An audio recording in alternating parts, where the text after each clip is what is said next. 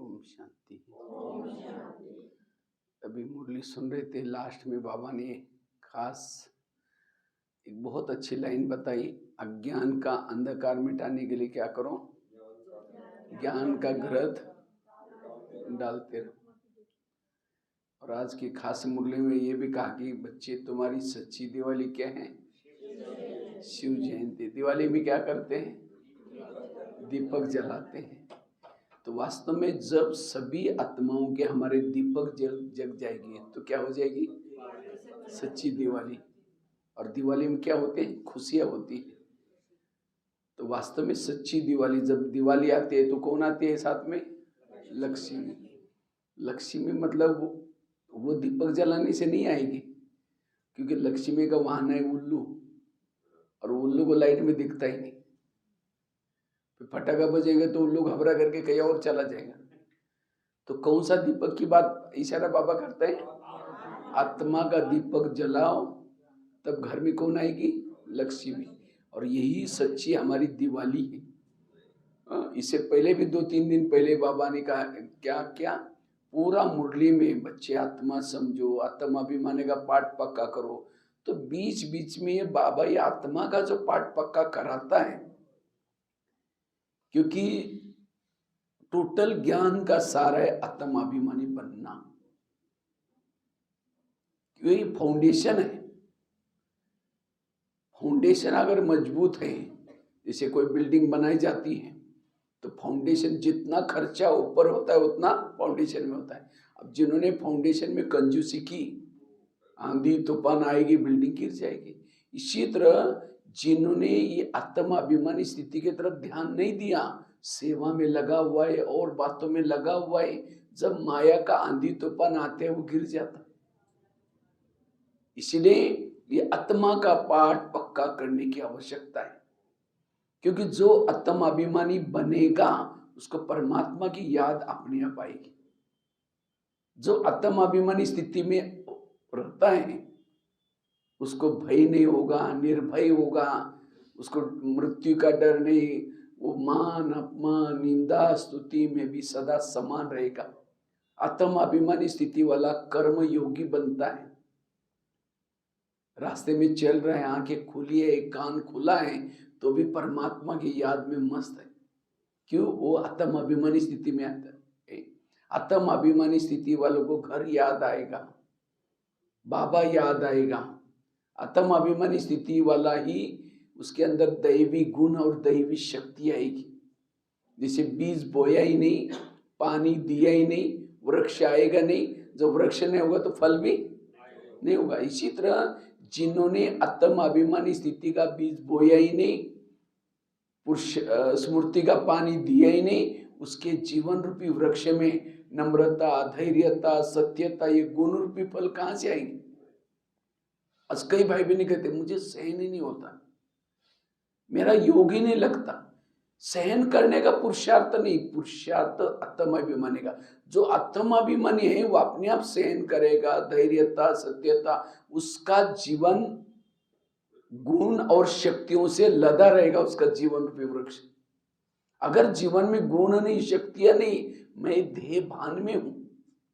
ध्येय भान वालों के इर्द गिर्द में अवगुण होते हैं, और आत्माभिमानी स्थिति वालों के इर्द गिर्द में गुण और शक्तियां होती है। इसलिए बाबा को बीच बीच में ये आत्मा का पाठ पक्का करना, याद दिलाना पड़ता है, क्योंकि हम पहला लेसन ही भूल जाते हैं। अगर दुनिया के शास्त्र इकट्ठे करो, ग्रंथ इकट्ठे करो, एक पहाड़ बन जाएगा, लेकिन उसे हुआ कुछ नहीं। जितने शास्त्र बनते गए, ग्रंथ बनते गए, विकार बढ़ते गए, आखिर परमात्मा को इस धरती पर आना पड़ता है। और आकर के क्या कहता है, बच्चे तुम एक आत्मा हो। बस एक पहले लेसन में आज हम विकार पर जीत प्राप्त कर सकते हैं। हमें कोई नया पुरुषार्थ नहीं करना है। जो मम्मा ने किया, बाबा ने किया, दादियों ने किया, वही करना है। लेकिन हम उसको छोड़ करके और बातों में भटक जाते हैं, तब हमारे जीवन में विघ्न और समस्या आती है। इसलिए आत्माभिमानी बनने का पाठ जरूरी है। जिस घर में लाइट होती है वहां भूत नहीं रहता। भूत कहाँ रहता है, अंधेरे में। तो जिस शरीर में आत्मा का भान नहीं है वहां विकारों के भूत रहते हैं, काम का भूत, क्रोध का भूत, लोभ का भूत। अगर ज्ञान में चलते हुए भी मेरे जीवन के अंदर संस्कार नहीं बदल रहे, मेरे अंदर का विकार खत्म नहीं हो रहा है, इसका मतलब मैंने अभी तक लाइट जला ही नहीं है। लाइट है ही नहीं, अंधेरा पड़ा हुआ है। इसलिए आत्मा का दीपक जला दो। जैसे राम रावण का युद्ध चलता है, राम रावण का एक सिर काटता है, फिर दूसरा काटता है, सिर तो कट जाते हैं, दोबारा जुड़ जाते हैं। आखिर राम परेशान हो जाता है, तो विभीषण आकर के राम के कान में 2-4 बातें सुनाता है, ये ऐसा नहीं मरेगा, वो उसके नाभि में तेल लगाओ। और जब नाभि में तेल लगा, रावण क्या हो गया?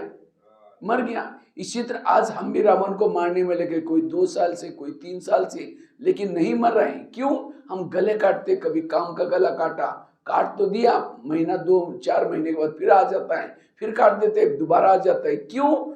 नाभि में तीर नहीं लगाया। इसलिए रावण के नाभि में तीर लगाना अर्थात आत्म अभिमानी बनना, देहबान नाभि, देहबान विकारों का मुख्य है, सरदार है। उस मुख्य को खत्म करो तो बाकी अपने आप खत्म हो जाएंगे। सबसे बड़ा विकार है देह का भान। इसलिए सीता के सामने जब रावण आता है, वो तिली जला कर रखती है, माचिस, क्योंकि जहां तिली है वहां रावण उसको टच भी नहीं करता। इसी तरह हम भी रावण के राज्य में रहते हैं, तो इसलिए हमें भी आत्मा की तिली सदा जला कर रखनी है। मेरे भ्रुकुटी में सदा आत्मा की तिली जली रहे। हमारे 2 लक्ष्य हैं, एक है संगम का लक्ष्य, दूसरा है सत्युग का लक्ष्य। संगम का लक्ष्य क्या है? अशरीरी बनना, विधेयी बनना, निराकारी बनना, बीजरूप बनना, बिंदुरूप बनना। और सत्युग का लक्ष्य देवता बनना, महान बनना। जो संगम के लक्ष्य तक पहुंचेगा, सत्युग का लक्ष्य अपने आप उसको मिल ही जाएगा। इसलिए बार बार ये आत्मा का पाठ में आत्मा हूँ। ब्रह्मा बाबा की एक डायरी मिली थी। ब्रह्मा बाबा ने उस डायरी में मैं आत्मा हूँ, जैसे आत्मा, ये आत्मा, ये आत्मा, बाबा ने ये पाठ पक्का किया था। इसलिए हमें आत्म अभिमानी का दीपक सदा जागृत रखना है, आत्म अभिमानी बनना है, अशरीरी बनना है। आत्म अभिमानी स्थिति वालों से भूले नहीं होगी, उसकी सभी इंद्रियां उसके वश में रहेंगी। इतना ही नहीं, आत्म अभिमानी बनने से जो हमने जन्म जन्मांतर के भूले किए, वो भी विकर्म विनाश होने की फैक्ट्री चलती रहेगी। आत्म अभिमानी स्थिति वाला निरंतर योगी है, रात को सोया है, योगी है, कर्म कर रहा है, उसका योग परमात्मा से लगा हुआ है। आत्म अभिमानी स्थिति वाला एक परमात्मा के सिवाय कहीं भी प्रभाव में नहीं आएगा। इसलिए मंदिर में जब भी जाते क्या करते? चप्पल को बाहर उतार करके फिर मंदिर में जाते हैं। इसी तरह हमें भी परमात्मा के पास जाना है, अपने देह की चप्पल को यहाँ उतार करके आत्म अभिमानी होके जाना है। आज कई कहते हैं पता नहीं हम बाबा के पास ज्यादा समय टिकते ही नहीं है। क्यों नहीं टिकते? एक मुरली में बाबा ने कहा मेरा तुम्हारे से प्यार था, है और था भी, इसीलिए मैंने क्या किया तुम्हारे प्यार के खातिर, मैंने क्या किया अपना वतन छोड़ करके, अपना रूप बदल करके तुम्हारे पास आया, घंटों तक बैठा, तुम्हारे भाषा में मैंने कितनी सारी ज्ञान का डमरू बजा बजा करके सारे अगम के निगम के भेद खोले। ये मेरा तुम्हारे से प्यार था, इसलिए मैं तुम्हारे पास आकर के घंटों तक बैठा। अब तुम्हारा मेरे से प्यार है, तुम भी मेरे पास आकर के बैठो, घंटों तक बैठो। बाबा ने कहा कि कई बच्चे आकर के वहां बैठना चाहते हैं लेकिन ज्यादा समय टिकते नहीं। क्यों? वो अपना रूप नहीं बदलते, सीधा देह भान में जाकर के बैठने की कोशिश करते हैं। और आजकल का जो मधुबन में मिलन चल रहे कौन सा है? अव्यक्त मिलन। अव्यक्त मिलन की अनुभूति करने के लिए हमारी स्थिति भी आत्मिक स्थिति, अव्यक्त स्थिति चाहिए। जितना आत्मिक स्थिति में रहेंगे निरंतर बाबा से मंगल मिलन बना सकेंगे। इसलिए हमें, क्योंकि अंतिम समय जो पेपर होंगे, क्या क्या पेपर होंगे? खान पान के पेपर होंगे, अनेक इविल सोल्स के प्रवेश करेंगे, इविल आत्माएं भी प्रवेश करेंगी। अंतिम समय खान पान के पेपर होंगे, कई कर्मों के हिसाब किताब के पेपर होंगे। सभी पेपरों में पास होने के लिए ये अशरीरी का अभ्यास, निराकारी स्थिति का अभ्यास बहुत काम आएगा। ये अशरीरी स्थिति के द्वारा ही हम पास हो सकेंगे। जितना हम अशरीरी स्थिति में, विधेयी स्थिति में, निराकारी स्थिति में रहते हैं, उतना हमें हमारे अंदर के देवताओं के संस्कार और देवताओं की संस्कृति जागृत होती है। बाबा दया का सागर है, क्षमा का सागर है, शांति का सागर है, आनंद का सागर है। क्यों? बाबा निराकारी स्थिति में रहता है, इसीलिए बाबा की इतनी गुणों की महिमा है। तो मुझे भी बाप समान बनना है, तो मुझे भी क्या करना है? इस निराकारी स्थिति में रहने का पुरुषार्थ करना है। लेकिन ये निराकारी स्थिति मेरी सदा बनी रहे, उसके लिए हम करें क्या? क्या करें जो मेरी निराकारी स्थिति सदा बनी रहे? उसके लिए 5-6 बातें। सबसे पहली बात है, अगर निराकारी स्वरूप में स्थित रहना है, इसका आत्मा का अनुभव करना है, उसके लिए संकल्प को कम से कम चलाओ। जिसके संकल्प कम चलते हैं, पॉजिटिव चलते हैं, वो निराकारी स्थिति, आत्मिक स्थिति का अनुभव कर सकता है। इसलिए अपने संकल्प को कम चलाना, पॉजिटिव चलाना। मुझे लगता है 2 दिन मैंने जो क्लास किया था आपको यहाँ से शाम के समय वालों को, पॉजिटिव कैसे रहना उसके बारे में किया था।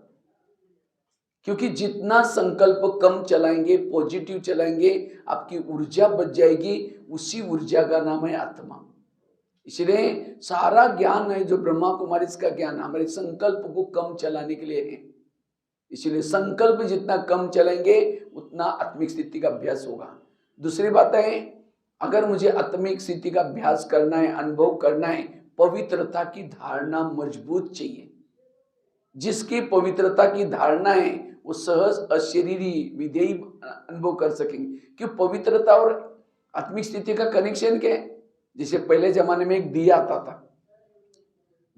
था, उसमें दिए में केरोसिन डालते थे और बीच में बाती रहती थी, माचिस लगाओ, उसकी फ्लेम जलती थी। अगर उस दिए के अंदर केरोसिन नहीं है, माचिस लगाओ, फ्लेम जलेगी। इसी तरह योगी भी क्या है? एक दिया है। योगी के चारों तरफ बैकग्राउंड बनाओ, एक दिया है, और इस दिए के अंदर योगी के पास पवित्रता है। अगर पवित्रता है तब आत्मा का दीपक जलेगा। अगर पवित्रता नहीं है, आप कितना भी एक पांव पर खड़ा होकर के कहो मैं आत्मा हूं, आत्मा हूं, आत्मा हूं, सिर दर्द हो जाएगा, आत्मा का अनुभव नहीं होगा। जैसे फ्लेम का भोजन है केरोसिन, इसी तरह आत्मा का भोजन क्या है? पवित्रता। जितना पवित्रता आत्मा तक पहुंचाएंगे उतना सोल कॉन्शियस स्थिति निरंतर रहेगी। इसलिए पवित्रता के द्वारा सोल कॉन्शियस। लेकिन आजकल माया ऐसी साधन बनाया, कहते अच्छा तुम थिएटर में नहीं आते ना, कोई बात नहीं, मैं तुम्हारी जेब में आती हूँ। इसलिए पवित्रता को खंडन करने के लिए सब चीजें साधन बनाई। इसलिए हमें सावधान रख करके मनसा वाचा कर्मणा पवित्रता की पालना करनी है। तीसरी चीज है, अगर आत्माभिमानी बनना है उसके लिए सोमानों के अभ्यास करना है। जितना सोमान में रहेंगे उतनी आपकी आत्मिक स्थिति रहेगी, अशरीरी स्थिति रहेगी, विधेयी स्थिति रहेगी। बाबा ने सोमान तो बहुत सारे दिए। तुम शिव शक्ति हो, तुम पवित्रता की देवी हो, तुम कलब कलब की विजयी आत्मा हो, मैं मास्टर सर्वशक्तिवान हूं। कितने सर्व सोमान। जितना सोमान में रहेंगे अंतरिक्ष शक्तियां जागृत होगी, सोल कॉन्शियस बनेंगे। चौथी बात है, अगर निराकारी अशरीरी स्थिति में रहना है उसके लिए निरहंकारी होकर के रहना है। जितना निरहंकारी स्थिति में रहेंगे निराकारी स्थिति रहेगी। क्यों? निरहंकारी और आत्मिक स्थिति का कनेक्शन क्या है? दादी जानकी जी हर क्लास में कहती थी, मैं कौन और मेरा कौन, मैं आत्मा और मेरा बाबा। कोई भी हमारे अंदर कला है, विशेषता है, गुण है, ये सब बाबा की देन है, मेरा कुछ भी नहीं। जिसे मैंने कल अपना अनुभव सुनाया था आप लोगों को, कहाँ गांव में रहते थे, लेकिन आज अगर मुझे लगे कि वाह मैं कितनी अच्छी क्लासेस कराता हूँ, मैंने रिकॉर्ड बनाया, मैं अपने आप को समझाता हूँ, भगवान भाई तुम तो 6-6 महीना स्नान भी नहीं करते थे, 2 शब्द भी हिंदी में नहीं बोलते थे। ये सब बाबा ने मेरा भाग्य बनाने के लिए कला भरी है। चाहे लिखने की कला, चाहे ज्ञान सुनाने की कला, चाहे स्कूलों में सेवा करने की कला, हमारा कुछ भी नहीं। बाबा ने तो इस संगम युग में मेरे ऊपर इतना उपकार किया, अपना नाम ही मुझे दे दिया, भगवान ने अपना भाई बनाया। कितना वंडर। अगर मैं कहूँ कि बहुत अच्छा क्लास, अभिमान वाला कभी सोल कॉन्शियस नहीं रह सकता। इसलिए ब्रह्मा बाबा ने अंतिम समय जाते जाते 3 शब्द बताए, बच्चे निराकारी बनो, निर्विकारी बनो, निरहंकारी बनो। तो जितना निरहंकारी रहेंगे, क्योंकि अभिमान एक प्रकार का पूछ है, मुझे पूछा ही नहीं, मुझे बिना पूछे किया, ये पूछ की पूछ। और जिसको ये मैंपन की पूछ है वो सत्युग में नहीं जाएंगे, कहाँ जाएंगे? त्रेतायुग में। त्रेतायुग में जितने भी राम के भगत है सभी को पीछे से पूछे, क्योंकि ज्ञान योग करते थे लेकिन उन्होंने मैंपन को नहीं छोड़ा, इसीलिए कहाँ चले गए? फिर त्रेतायुग में चले गए। इसलिए निरहंकारी बनना है। निरहंकारी वाला जहां भी जाता है हर जगह पर जैसे भी परिस्थिति में एडजस्ट होकर के चलता है, वो कभी भी संकल्प विकल्प नहीं चलाता। क्यों क्या नहीं करता? सोल कॉन्शियस रहता है, निरहंकारी। 5वीं बात है, अगर मुझे आत्मिक स्थिति में रहना है, अशरीरी रहना है, उसके लिए 4 सब्जेक्ट जो है, ज्ञान, योग, धारणा, सेवा, ये रोज की दिनचर्या में परफेक्ट करना है।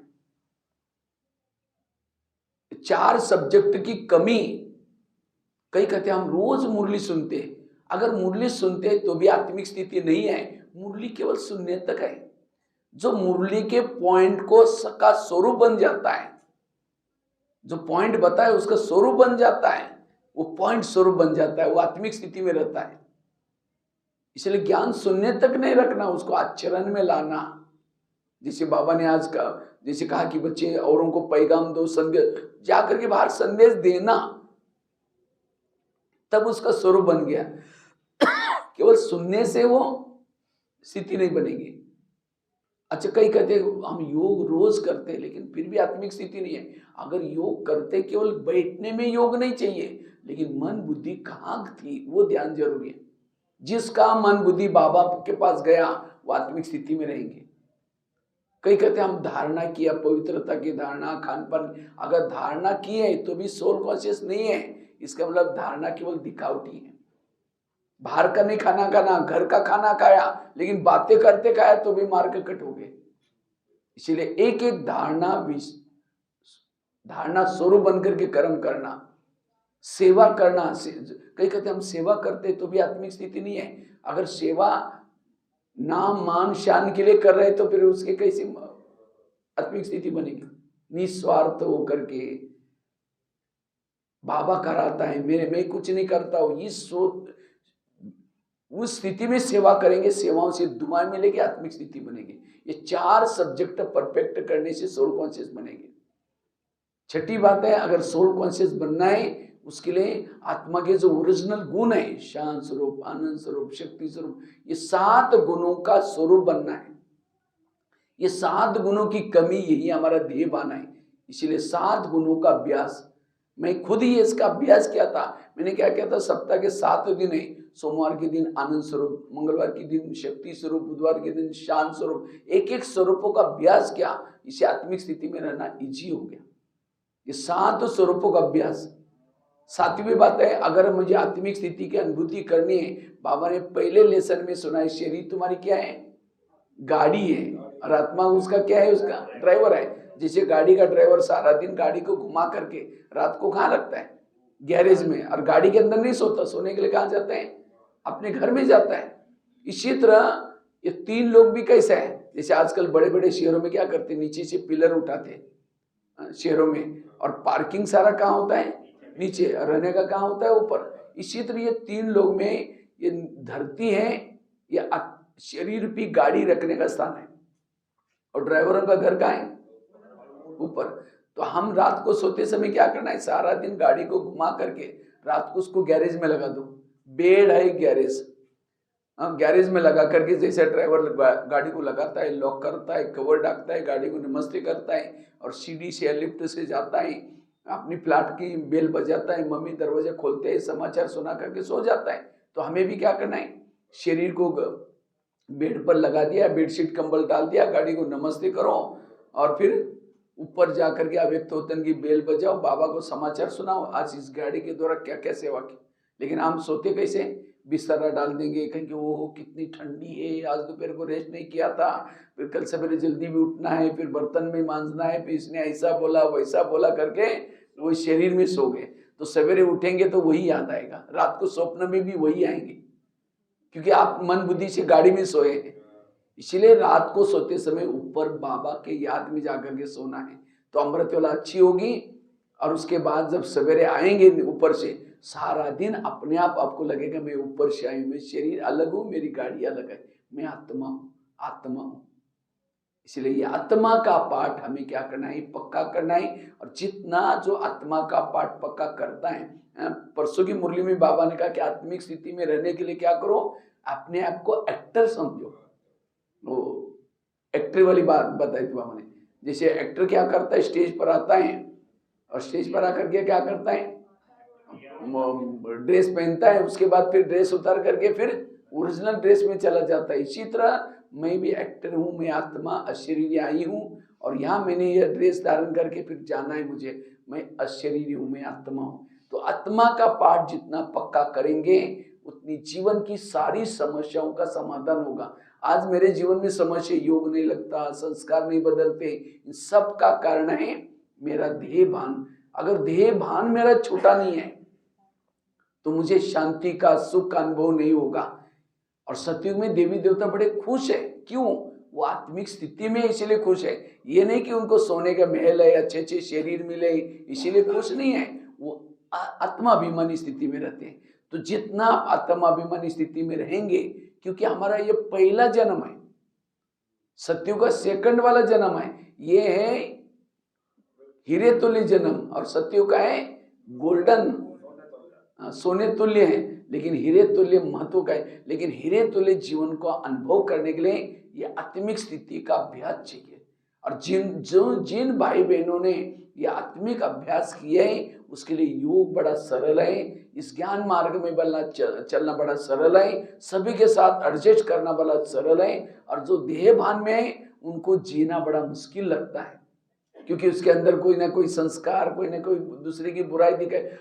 आत्म अभिमानी स्थिति में आप है या नहीं, उसके एक ही निशान है, अगर आपको किसी के दोष दिखते हैं, बुराई दिखते हैं, आप देह भान में हैं।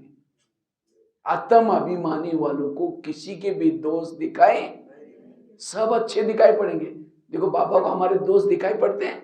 नहीं दिखाई पड़ते, क्योंकि बाबा निराकारी स्वरूप में रहता है। इसीलिए हमें आत्मिक स्वरूप में रहने का बार बार अभ्यास करना है। मैंने तो अपना एक एक घंटे का चार्ट लगा था, मैंने अपने हाथ पर भी लिख कर रखा था, इसका बहुत अभ्यास किया, और इसी अभ्यास से आज कहाँ से कहाँ पहुंच गए। इसलिए आत्मिक अभ्यास हमें करना है। इसीलिए बाबा ने आज खास कहा आपके लिए दिवाली तब है जब आत्मिक स्थिति में है। ठीक है, ओम शांति।